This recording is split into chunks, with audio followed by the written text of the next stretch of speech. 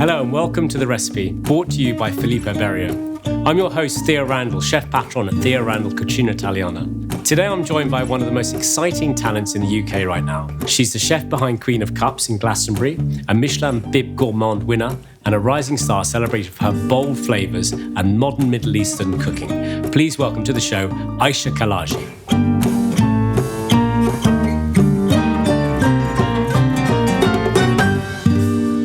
Ayesha, welcome. It's absolutely fantastic to have you here today. This show is about meaningful dishes and dishes that have history and a story to tell. Tell us what dish you're going to cook. Well, first of all, thank you so much for having me. I really appreciate you inviting me here today and giving me the opportunity to show you one of the dishes from the north of Jordan. It's from the Irbid region and it's a lesser known dish, especially I don't think many people in the UK would know it.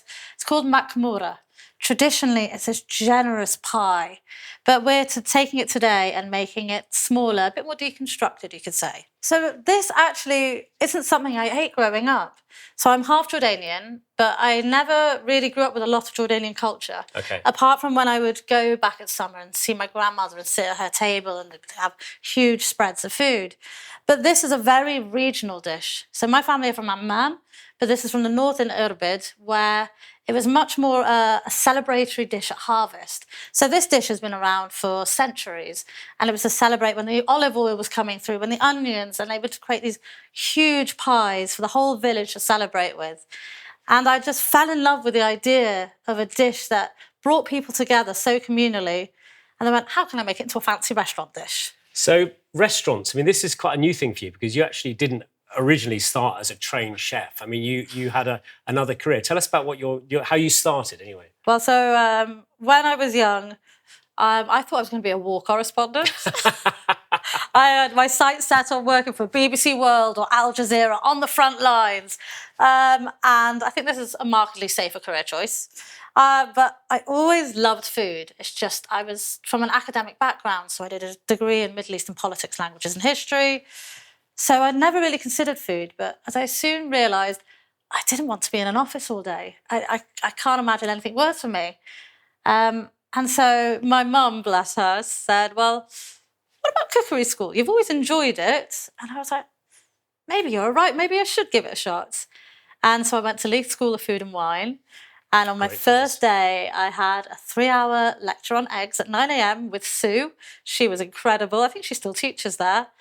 And that was it was like the light bulb moment. I just went, this is where I'm meant to be. This is what I'm meant to be doing. 3 hours on eggs. Oh, and it was so exciting, I promise you. I loved it. And that moment, I finally found where I belonged. And so I did my diploma there. Then I went on to work at the Palomar. That was my first kitchen I worked at. Amazing restaurant. Incredible. Yeah. And I think that definitely was incredibly formative for me as a chef. And I sort of feel like it definitely created me as who I am today. All of these experiences, I've worked in some amazing places, a lot of them Middle Eastern inspired. Mm-hmm. And then nearly 5 years ago, I upped sticks from London, moved out to Somerset and I opened my own restaurant, which we opened the day after you could sit inside from COVID. Oh, so it was May the 17th, 2021. Wow. So we're coming up to our fifth birthday. That's when everything reopened. Yeah, completely. So what was it like? I mean, what was business like that? Oh, horrendous. It was awful. I mean, that was the Omicron Christmas. And I did think, what am I doing? I've left this great career in London to move to the sticks, but we weathered the storm. And I'm so glad we did. Yeah. Because I mean, I'm here now talking to you. If it hadn't worked out, I wouldn't be doing this. So I'm phenomenally lucky and really excited it's still happening. That's great. I'm so pleased you're here. Let's start cooking this dish then. Yes, sounds fab. So is this a Jordanian classic spice mix? I would say from the North region, yes. So the spice blends vary a lot. Yeah. And I think that we all know about Lebanese food and Syrian food and Palestinian, but no one knows about Jordanian. No, it's true. And these are very warming spices you find in the North region and actually throughout the region. But that's because there was a huge link with the spice trails and the Silk Roads. So you see a lot of, in the South particularly, you'll see garam masala used in dishes. So it's really interesting to see where people go, is this Jordanian? I'm like, yes, actually. It is, because there's so much influence and multiculturalism for centuries. So I've simplified this recipe a little bit today. Because in the restaurant, we would cure the chicken thighs and we would take them with the bone. Okay. So we just do rock salt with the spice for about 3 to 4 hours, and then we'll wash that off. and then we'll confit them at 75 degrees for 4 hours. My Your God. home cook isn't going to do that. No, they're definitely not. And I don't blame them. It is a labour of love. And chicken thigh is so delicious. I mean, I much prefer chicken thigh I do as to well. chicken breast. I mean, chicken breast is like, you see it everywhere. But chicken thigh's got so much flavour and texture. And what's nice about it is you using the skin as well. Completely. I think I adore chicken thighs. So what I will always buy, I will always pick a thigh over a breast. Like you said, it's just so much more depth of flavour. It's so much moister. Can I have some olive oil, please? Of course. Lovely, thank you. And yeah, I just think chicken thighs, the way the skin crisps is so lovely. So I'm quite hearty with my olive oil here. If you were looking after your arteries, these are not the recipes for you. Absolutely not. Yeah, I notice there's a huge tub of butter there. I really do like butter. Where does the butter come from? Well, I think this may be my classic French training coming in here. So with my classic French training, I was taught sort of the main 3 ingredients in French cooking. Butter, and butter. Exactly. Yeah. And I think that adage has stuck with me. And I love good butter. You know, even on toast, I want to see my teeth mark in it on toast. I think it's something decadent and luxurious about it. And yeah, so we're going to have a lovely spiced butter sauce all over it today. So your restaurant's in Glastonbury. Now, have you ever been tempted to do anything at Glastonbury? Because, I mean, obviously, Glastonbury gets taken over. Or most of Somerset gets taken over at that time of year. What's it like kind of being there? I mean, it's the increase in people is insane. Bear in mind, Glastonbury has a population of 20,000 people. The festival had 280,000 last year. 280,000. That's like transported. Little old Glastonbury. It's crazy. I mean, so it's actually 10 miles outside of Glastonbury itself. Yeah. So you'll get all of these people rock up into the town centre and go, "Where's the festival?" Yeah, of course. And we go, It's that way. It's that way. You've got a bit of a walk to go. But it does mean for the days before and after, you sort of get a lot more people around. And I don't think people quite know what Glastonbury is like, because the original town itself is so quirky and interesting. And I can't recommend it as a place to visit enough. Like, you cannot buy socks or underwear anywhere, but there's about 10 places you can buy magic wands and crystals. It's absolutely, it's so unique and esoteric. And, you know, we have 73 different religions represented. Wow. And the Satanists have not included themselves in that. It's just utterly unique and just nowhere quite like it. And we have a lot of history as well. It's where King Arthur was supposedly buried. Yeah. The Tor, the Abbey. It's a really beautiful place to visit. And I think a lot of people immediately associate it with the festival. But it's actually just a bit of a sleepy Somerset town, just with more fairies and goddesses. But the restaurant, I mean, are you open that time when the festival's on? So in previous years, I've actually closed because I thought there's not going to be people around. Everyone is at the festival and it's a nightmare to try and get suppliers out. But this year we went, let's try it. So we did a skeleton team and a skeleton menu and it was heaving. Of course it was. I mean, I was in the field, so I didn't actually witness any of this, but I did see the invoices. So what I'm doing with the chicken is I'm just getting a bit of colour on the skin. It smells amazing. It's amazing. It's lovely. But also, because the thighs have so much fat, I just want to render a little bit out of them. So we get a little bit of crisp, and then we're just going to shove it in the oven. That spice mix is incredible because it's not like, it doesn't smell overpowering of one particular spice. And the fact that you just put the oil in there and mix it together, it's just absorbed into that chicken instantly. If you marinate that overnight, would the chicken presumably go? Completely. You could also do it, if I'm doing it overnight, like for a barbecue at a friend's, I would do this spice blend and yoghurt, and then that on a skewer, on a barbecue, is just astounding. It's really delicious. I think what's interesting what you're doing here is you're rendering the fat, aren't you, on the chicken? Yes, completely. Which is going to give the chicken so much flavour. I mean, anything like pork or chicken, it's all about the fat, isn't it? Completely. So that's fat is our friend. Fat is our friend. Fat is flavour. People are so scared of it as well. You know, it's when I've seen people cut the fat off a sirloin steak. Oh. But I'm like, sacrilege. That cow died in vain. Well, the fat is where you get all that moisture. Exactly. So tell us about the restaurants you worked in. I mean, you worked in some amazing places, some tougher than others, I hear. Yes. So, I mean, the Palomar was the first one I worked at, which is known for its open kitchen. So that's why now I think in my restaurant, my pass overlooks the restaurant. And, table 5, who were sat opposite the pass, I will talk to them all night long. Yeah. I love talking to the guests. I love speaking to people. People come up to the pass to say thank you for the meal. Yeah. And it's so nice for the rest of the team as well. We've had customers come up and applaud the kitchen team. Wow. And for the rest of the team, I love that. Of course I do. But for the rest of the team. So I think the Palomar gave me that joy of the open kitchen. And then I was in North Wales at Sauceman and the Old Butchers, which is an incredible Michelin-starred restaurant by Stephen Stevens. He is a genius. Where his ideas come from, and he can do it. He got his star when he was by himself, no KP, just him in the kitchen. He's one of the most incredible minds I've ever met. I think he deserves 2-star, if I'm honest with you. He's just exceptional. And so what was it like working in that kitchen? Because that's quite a different kind of kitchen to Palomar. I mean, much more absolute precision. I'm not saying Palomar's not, but just very, very detailed preparation. Well, at the Palomar, you're encouraged to dance and chat. And this was quiet, steady. You've got 1 tea towel a day, and if that gets any mess on it, you're in trouble. 1 tea towel a day. I'll be thrown out in 5 minutes.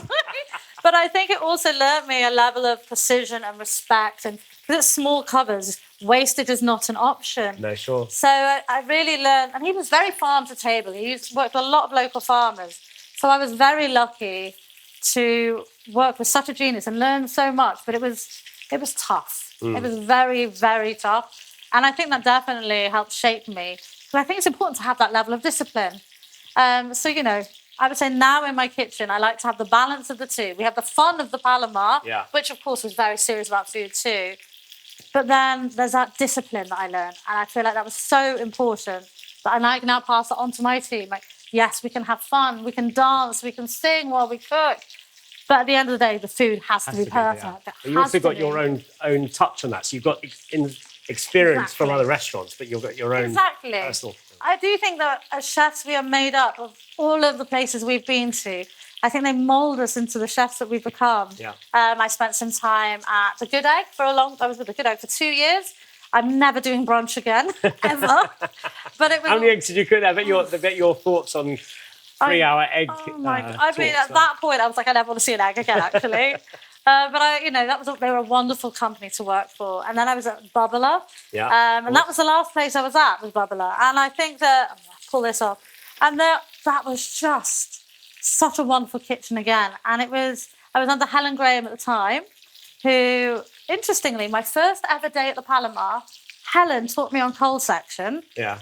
And then fast forward 8 years, and I'm her senior sous at Bubbler. Wow. So it was this lovely sort of full circle moment for us. And the fact that she makes vegetables the main star of a dish. Which is really hard. And I feel like I learned a skill from her in that respect, most definitely. So we can see we've got a slightly crisp skin. I feel like if it's, people do the ASMR thing. That would be the ASMR thing where you go... but you sort of got that crisp, that flavour. And I'm letting it sit in the oil and all its fat. Yeah, of course, that's the because it's just going to all soak in. And then you're going to pop that in the oven, and that's going to make the skin probably puff up and go crispy. Exactly. And then we have our trusty temperature probe. I know that home chefs don't usually have them. I say get one because chicken especially, so prone to overcooking. So even with a thigh that's more forgiving. This is interesting you say that because a lot of people cook chicken like the hell out of it. So it's got nothing in. But a juicy chicken with a crispy skin is absolutely amazing. One of my favourite things to cook is a guinea fowl. I love guinea fowl. Love a guinea fowl. And guinea fowl leg, it needs to be pink because it's almost treat it like game.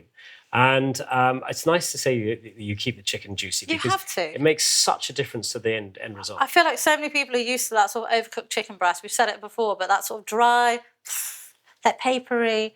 And it can be so delicious, but I'm with you, guinea fowl. I had a guinea fowl for Christmas last year. I love game birds. So we need some pastry too, don't we? We do indeed. So this is traditionally made with a really lovely, simple pastry. But today, we're using puff because, as I've mentioned, I do love butter.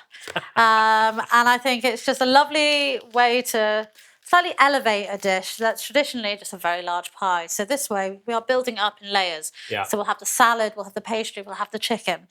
So all I'm doing is really simply using a cutter and cutting some circles into it.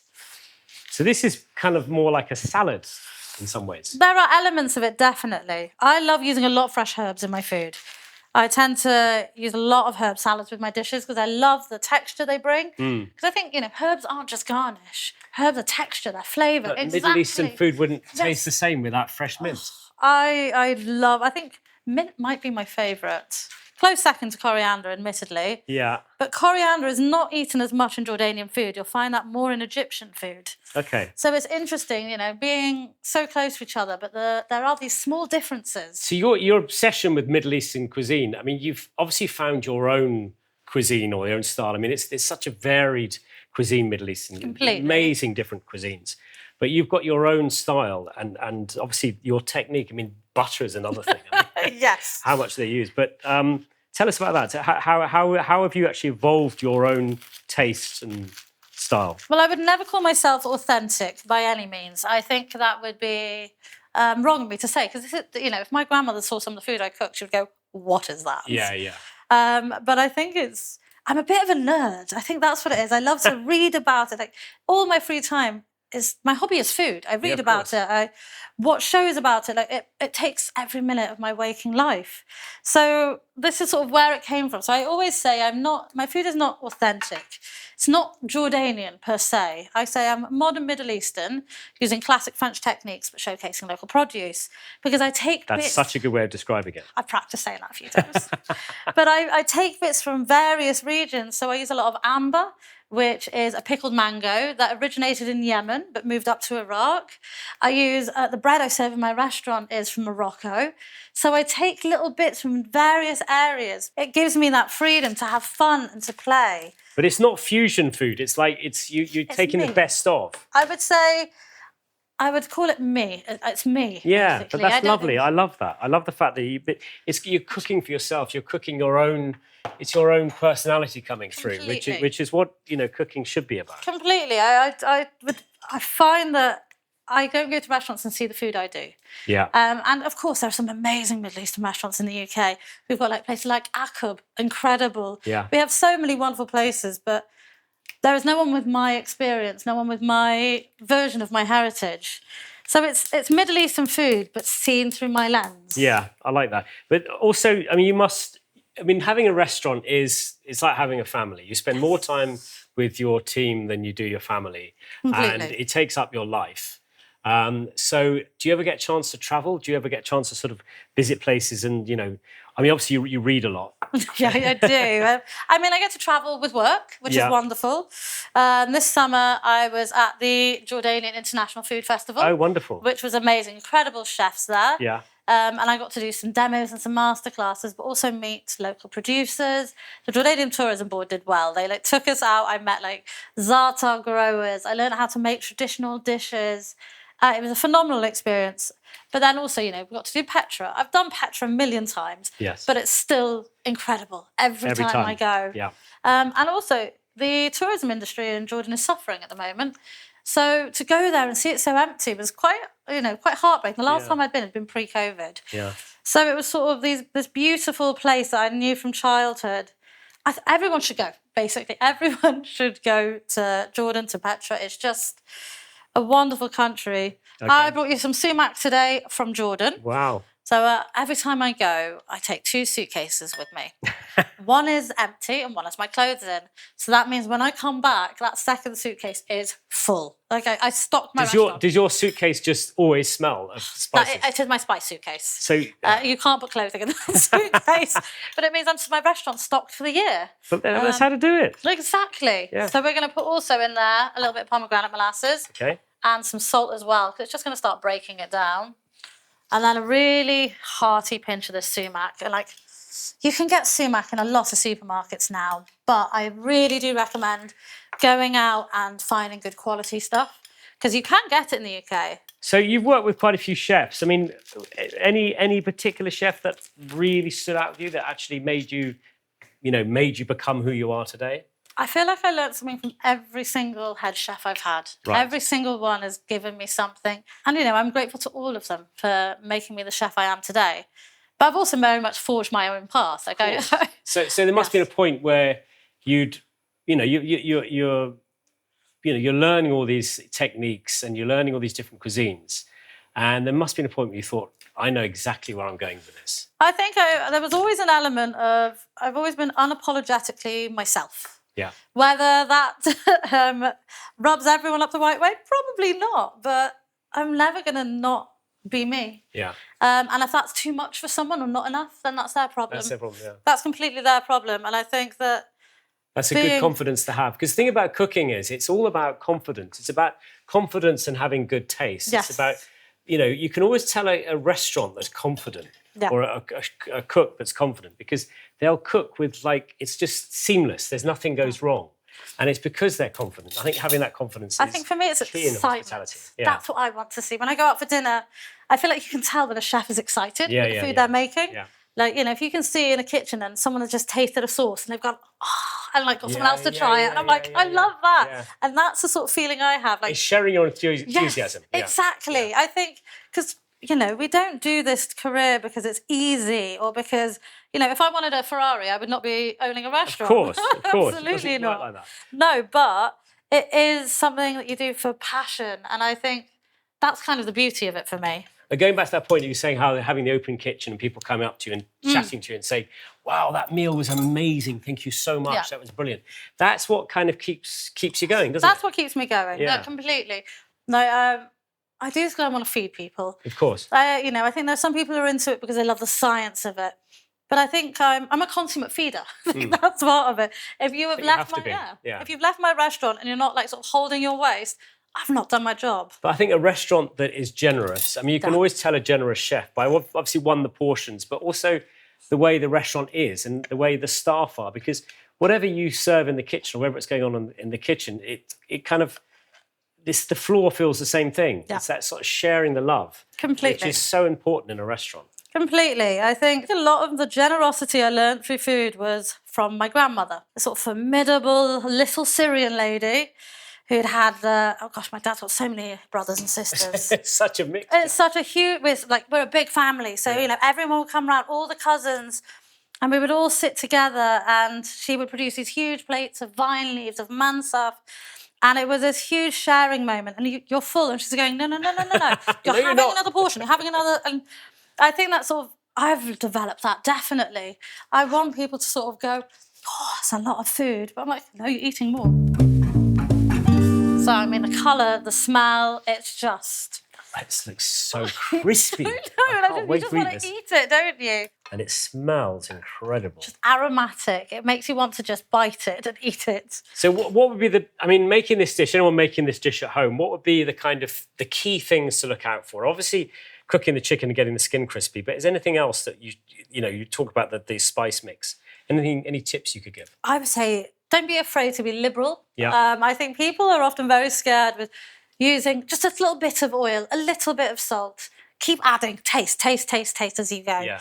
I'm a firm believer in add more oil, add more salt. Yes. You're gonna enjoy the food. I feel like food is a pleasure. It should be enjoyed. It shouldn't be regimented to the extent where we're going, this is actually dry and sad. No, add that extra olive oil and add that extra spice. But add it as you go along? Absolutely, yeah.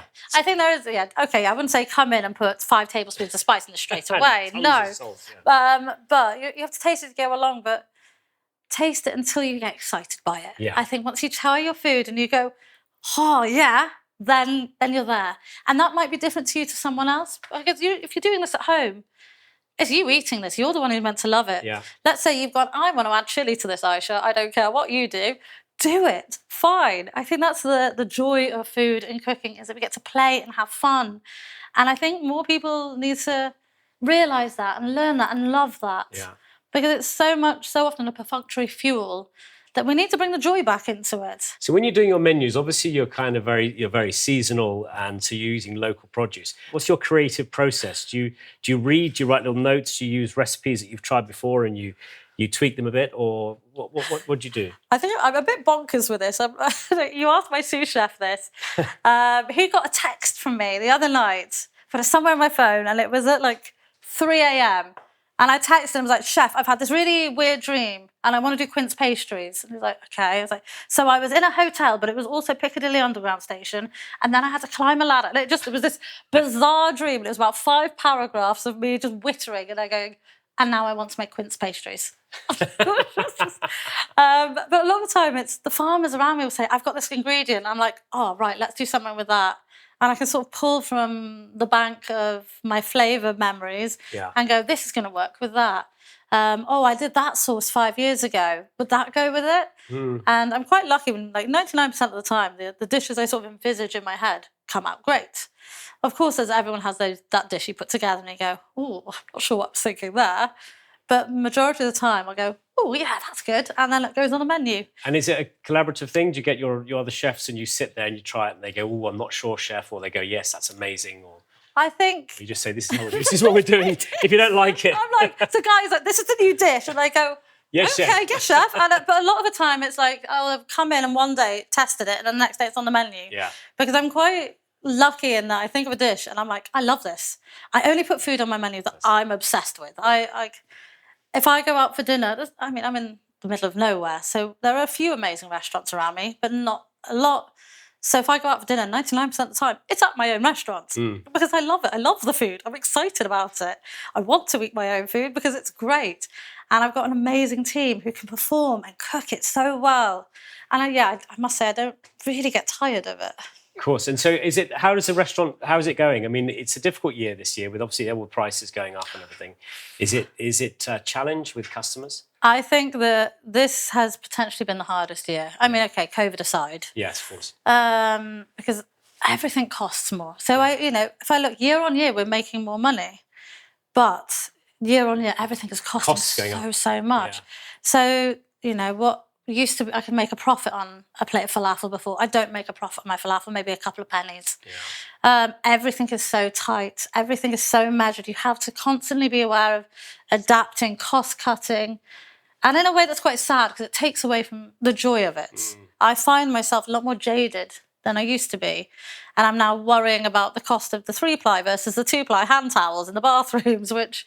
It's all those little things It's those little that things they really do. Yeah. But then I don't want to take away from the customer experience either.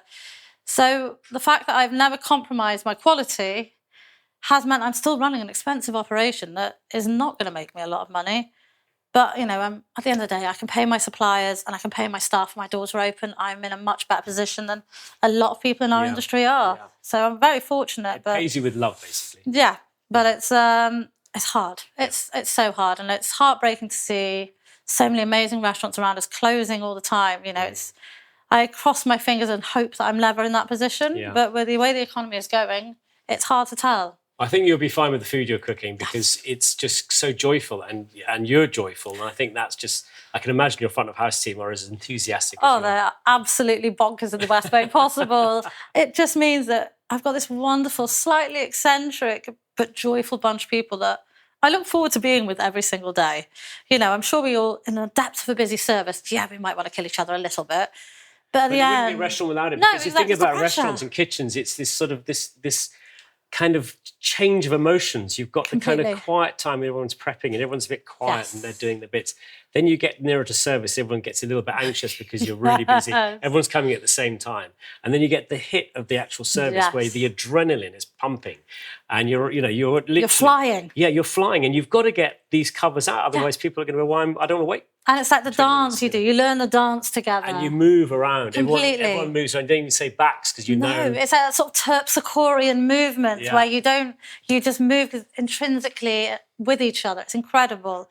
And then afterwards, especially after that really hard service, you all sit down together and have a glass of wine and go, oh, we did it. And then we did it. And then you go home, go to bed, wake up, and do it again. Start again. Yeah. Right, we should probably check our pastry because otherwise we're going to have butter everywhere.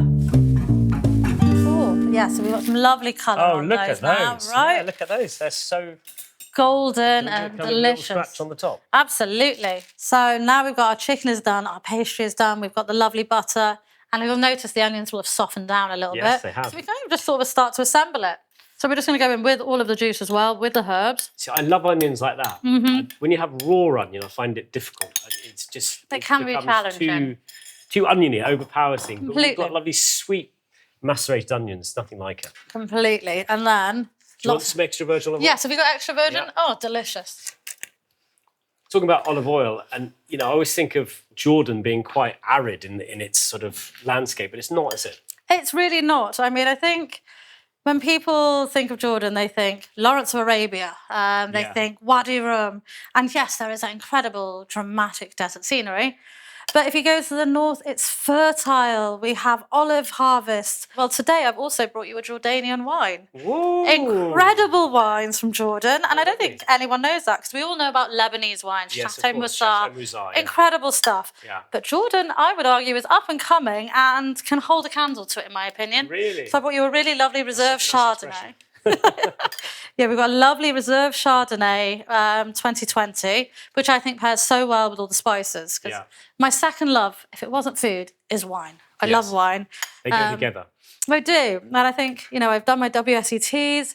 At one point, I nearly considered leaving chefing to become a sommelier. Really? But then I did one trial shift. It was a Berners Tavern because they have that incredible bin list. I know Berners. Yeah, and I remember chatting to one of their staff. Said, "So can you hold a tray with 6 flutes on it?" And I went, "No." But I know everything about wine. I know, yeah, that's fine. So I'm really good at drinking it. Yeah. That I would say is my skill, but less so the carrying of it. I think being a sommelier, people underrate how difficult it is being a sommelier. Completely. Everyone just assumes you're just opening bottles of wine. It is so tough. I mean, you have to keep the stock of your wine. You've got to keep the costs down. You've got to buy really well. Have incredible knowledge. So I think I'm going to chop these chicken thighs in half and we can assemble everything. Fabulous. So this is the lovely yoghurt I was telling you about. Yeah. Try some before I plate it. So this is Welsh yoghurt. This is Somerset yoghurt. So sorry. This is from Brown Cow Organics in Yeovil. Right? Delicious. Isn't it fantastic? So I make all the labneh from my restaurant from this stuff. We get through 30 kilos a week. I love yogurt. I love labneh. Live, laugh, labneh. I'm obsessed. Give me labneh or give me death. I love it. I will, if I can have labneh with every meal. But today I've just gone for it in its yogurt form. Just because I think with the dish and with the textures, it works a bit better. It's got such length. I mean, you can really taste it. You can taste the sort of farm And of it's it. kind of a little bit of acidity, which Completely. I actually love in yoghurt. The tang. Yeah, it's just, I love a good yoghurt. I think wherever I go when I travel, I love to try the local yoghurt because I think you can really, it's almost like terroir and wine, but with yoghurt. And I get really excited by it. I say yoghurt and honey. Oh, the 2 things you can get together. Absolutely. So what I'm doing is I'm just starting with a bit of the chicken thigh, and I'm going to take one of our lovely pastries, dunk it in the butter. Oh yeah, I did tell you. Yeah. So we just get a lovely bit of that butter on there, and then some of our lovely salad, and we're just going to build it. And again, you need this salad to cut through because, as you can see, it's quite rich with butter, with yogurt, with chicken thigh. So to have that sort of cutting through, that not bitterness, but that sharpness of the lemon and the pomegranate and the leaves is so important. I kind of love like a parsley salad. Yes. Parsley salad and onion. Completely. One of the first experience of a parsley salad was at St John's restaurant, Fergus's and Trevor's place. And having that first parsley salad with the bone marrow. And the sourdough bread. And you thought, parsley salad, it's going to be really bitter. But it was with that lovely little sort of vinegary dressing and sliced shallots and that amazing roasted bone marrow. Oh. I think that's such, there are some dishes in our sort of cultural history that stand out. Yeah. And that's one of them. Yeah. That it's an incredible dish. And I just think, I've seen so many places have a bone marrow on, but they were the ones who really brought it to the forefront of culture. People weren't eating bone marrow, and suddenly St John's did it, and we all knew about it. And I remember the first time I ate that dish, and I was in cookery school at the time, and I was just floored by it. And such an inspiring dish. Completely. Another one comes to mind is Jeremy Lee's smoked eel sandwich. Which, smoked eel sandwich, you think it's not going to be a big seller on the restaurant menu, but it is the biggest selling dish they do. It's been on forever. But for good reason. And I dream about that dish. I mean, it's the best way to eat smoked eel.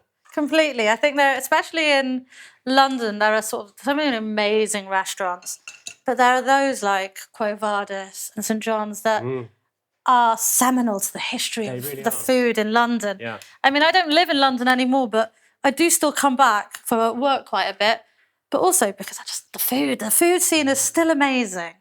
I've got some amazing places in Somerset, places like Osip. Yeah, Osip. Have you been? Yeah, no, I haven't, no. Oh my gosh, you must. I know. I will in the new year. What Merlin is doing. Merlin is amazing. He's a I genius. rate his restaurant in Portland.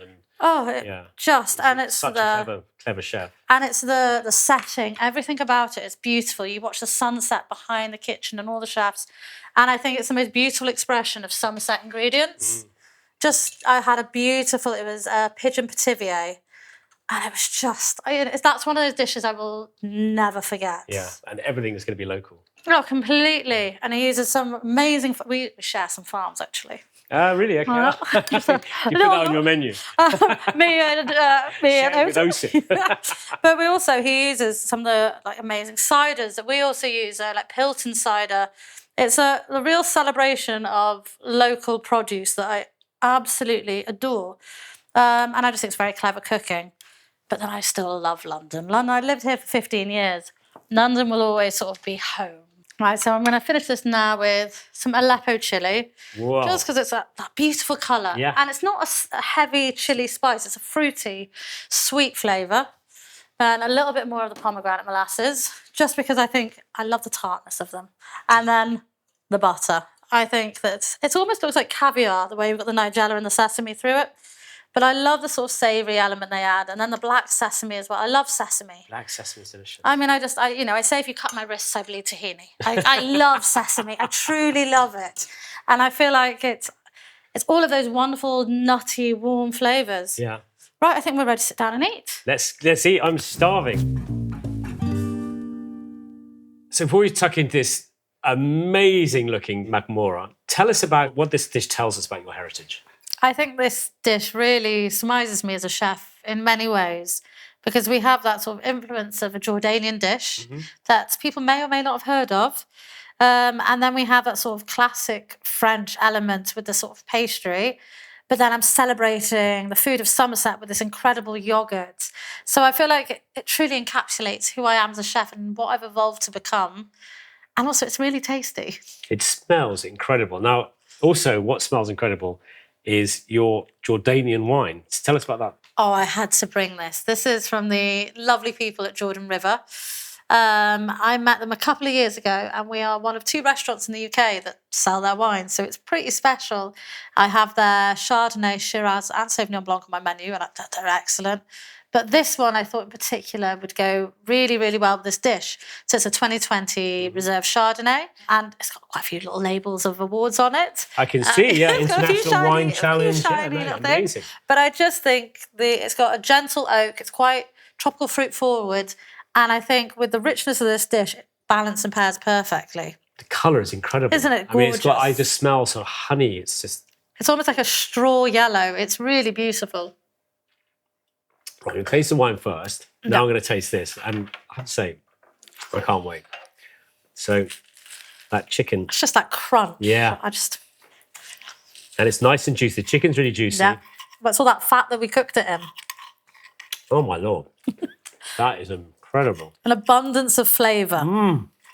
That's why I always say with my food, you're never gonna get a bland dish from me. The problem with this show is I've got to talk at the same time, but it's very difficult.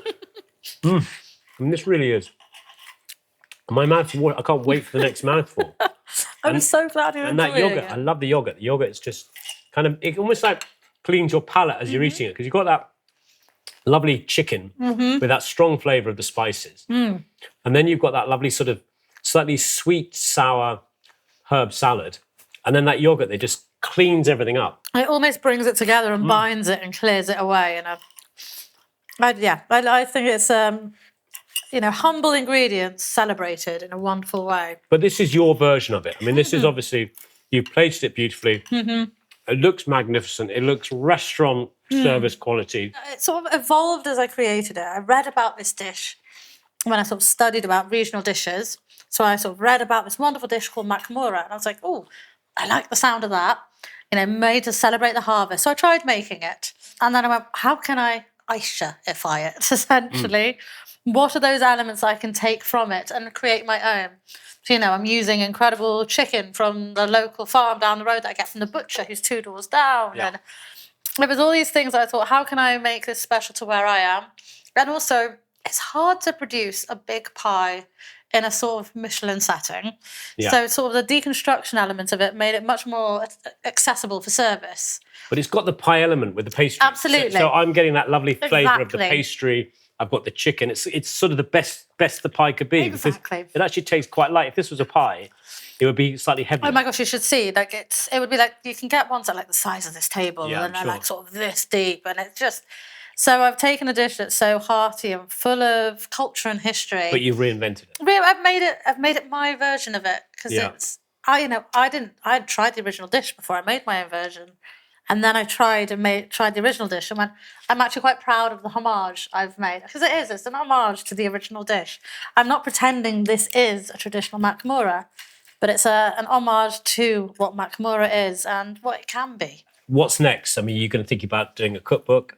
I must admit, I'm incredibly ambitious. Yeah, Queen of Cups is it's a start for me. I want it all. Why can't I have it all? I work hard. I want the books. I want the show. I want the empire. I want everything. Because at the end of the day, I love to talk about the food and my food. And I want to essentially share that with as many people as I can, whether that be on a podcast with yourself, whether that be through a cookbook. I'm just excited by food and my love of it, and I just want everyone to hear about it. So watch the space. I mean, a cookbook's a great platform because I think people think about everything sort of visual, but actually a cookbook, when you pick up a book and you read a book, and the person who's written the book it's all about themselves, and they've written it, they've done all the photography and everything, it really makes a difference, and you kind of really get to feel someone when it's like that. You get to understand what their personality is. Completely. And you've got a huge personality, so you must get a cookbook. I really hope so. So if you're a publisher out there watching this, come to me, please. But my bookshelves at home are starting to sag from the weight of cookbooks. I make it a thing that I buy a new cookbook every month. So I've got mountains of them now. And I think that not only are we supporting other people in the industry by buying their books, but they're fountains of knowledge. I just love poring over them, reading the stories, the histories, like Fadi Katan's one, Bethlehem, where he's talking about the different producers in the markets. I love things. I love all the stories around food. Because yes, the recipes are one thing, and I love to read the recipes, they're wonderful. But it's reading how the author has created that story, created that dish, where it came from. Because I have my process, you have your process. And every chef has their own way of coming to a final dish. And I love reading. I adore it. I think it's warming and exciting. So yeah, I would love to have that opportunity to show people how I make my dishes, and maybe get people to be making my recipes at home. That would be really cool. So if you could have one cookbook you could take with you, or just have one cookbook, which one would it be? Oh, that's a tough question. I don't know, because it's like choosing children. But is it?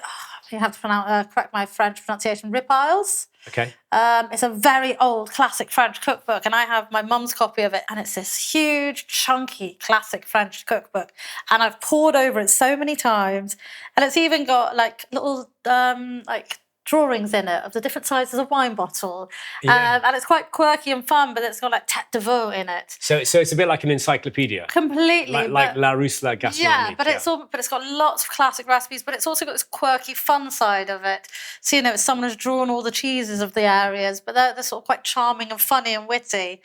And I think that's probably the book I've poured over the most. Like that, the cover's coming off of it. I think it's because I got given it by my mum. Yeah. So there's that sort of lovely element to it. It's like she gave me a copy of the Square cookbook, and I treasure that as well. Great. Phil Howard, amazing chef. Yeah. So I think my most treasured books are the ones that people have given to me, because I feel like it's the act of giving the book of food, giving the knowledge to someone else is so special. And so I think those are my favourites. How about you? My favourite is Venus in the Kitchen by Norman Douglas. Okay. My mother gave me a first edition copy. This was a book printed in the 50s. And Norman Douglas was this incredible character who lived in Sicily in the 50s, and he wrote this book, and it's all about aphrodisiacs and indulgent cooking. And the fact that my mother gave it to me was one thing, but the book is just the most incredible recipes. It's the most incredible writing, and he taught Elizabeth David how to cook. Oh, so wow. he's quite an incredible incredible character. But that book is my cherished book, and I look at it. It's one of those books that you look at and just puts a smile on your face. Oh, if that's your style of book, I have to recommend The Sultan's Love Potions. Okay. And that is a collection of aphrodisiacs from the Middle East in the medieval times. Wow. I don't know if you'd want to eat that much spleen, but apparently that gets you going. Well, there's a recipe in this book where it says take 2 pounds of black truffles, wrap them in some paper, and then add a packet of butter, and then just sit it on the side of the stove. And basically, it's just like you infuse the truffles and you just eat them as they are. I mean, it's just like crazy recipes, but they're always lovely. There's lovely illustrations in the book as well. Someone gifted me the Dali cookbook. Oh God, Salvador absolutely Dali, bonkers that cookbook. Yeah.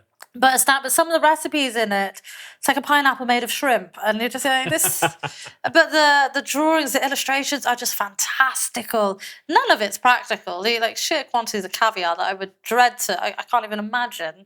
But it's just it's entertaining and insane, and it's wonderful. So what's next? What's next year hold for Queen of Cups? Oh, so Queen of Cups hopefully will still be thriving, and I'm so happy with it. I just want it to go from strength to strength. I want my team to be better and bigger and bolder and learning. So I think Queen of Cups, I want it to just continue on its way. And then for me, I'm a bit here, there and everywhere. I've got a few supper clubs lined up. So I'll be taking Queen of Cups on tour in the UK and abroad again. So sort of watch the social media, see where I'm off to next. But generally, just anywhere I can go and talk to people about food. That's where I'll be. Well, if you're cooking dishes like this and serving wines like this, next year is going to be very bright for you. Thank you. I hope so too. Thank you so much for today.